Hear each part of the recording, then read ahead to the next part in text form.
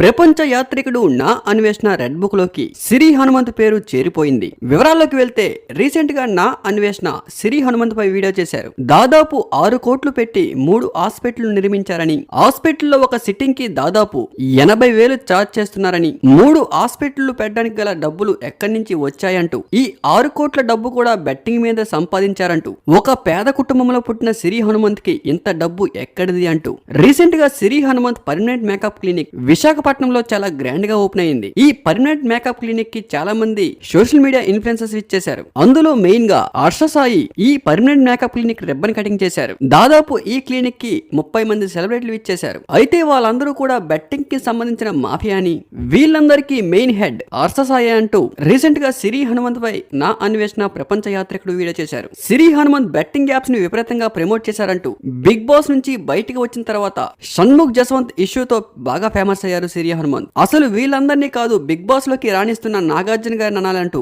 ఎందుకు పనికిరాని వాళ్ళందరినీ బిగ్ బాస్ లోకి తీసుకొని వాళ్ళని ఫేమస్ చేస్తే వాళ్ళు బయటికి వచ్చి ఇలాంటి పనికిమాలిన యాప్స్ ని ప్రమోట్ చేస్తున్నారంటూ రీసెంట్ గా సిరి హనుమంత్ పై నా అన్వేషణ ప్రపంచ యాత్రికుడు ఘాటుగా ఫైర్ అయ్యారు. అయితే సిరి హనుమంత్ వెర్షన్ చూసుకుంటే, సిరి హనుమంత్ వైజాగ్ లో ఓపెన్ చేసిన పర్మనెంట్ మేకప్ క్లినిక్ అనేది వేరే వాళ్ళతో పార్ట్నర్షిప్ గా కొనసాగిస్తున్నామంటూ అప్పట్లో చెప్పుకుంటూ వచ్చారు. ఈ మేకప్ క్లినిక్ ఓపెనింగ్ టైమ్ లో కూడా ఇది నేను ఒక్కదాన్నే కాదు, నాతో పాటు వేరే వాళ్ళు పార్ట్నర్ ఉన్నారంటూ ఆ మేకప్ క్లినిక్ కి ఉన్న పార్ట్నర్స్ కూడా చూపించారు. మరి సిరి హనుమంత్ చెప్తున్న వెర్షన్ ఏంటంటే, మాకు ఉన్నది వైజాగ్ లో ఒకే ఒక మేకప్ క్లినిక్, అది కూడా పార్ట్నర్షిప్. మరి ప్రపంచ యాత్రికుడు నా అన్వేషణ చెప్తున్న ఆ 2 మేకప్ క్లినిక్స్ ఎక్కడున్నాయో ఇంతవరకు ఎవరికి తెలియదు. మరి ప్రపంచ యాత్రికుడు నా అన్వేషణ పై సిరి హనుమంత్ ఇష్యూ పై మీ అభిప్రాయాన్ని కామెంట్ రూపంలో తెలపండి. Thank you for watching.